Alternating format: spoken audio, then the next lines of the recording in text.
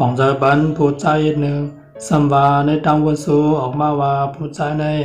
เหมือนเอาเป้ปุนสูไว้ครึ่งหนึ่งในเสตาคุยกาสังวาสุหักแลปองเจอพันเขาในเขาก็เป็นผู้ใจลีหักก้อนหนึ่งอ่อนะ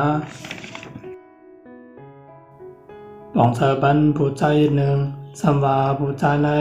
และใจเหล่จอมไว้ก็เขาดังนำเสตาคุยกาเขาอ่ำและใจผู้ยิงก็อันเขาหักนั้น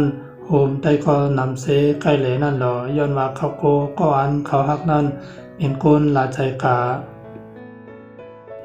ปองใจพันผู้ใจหนึ่งสัมวาผู้ใจในและใจห่างเคืองเสตาคุยกาเขาอ่ำและใจผู้ยิงก่อนเขาหักนั้นห่างเคืองหรอย้อนว่าเขาแค้นก็เขาหักแข้ง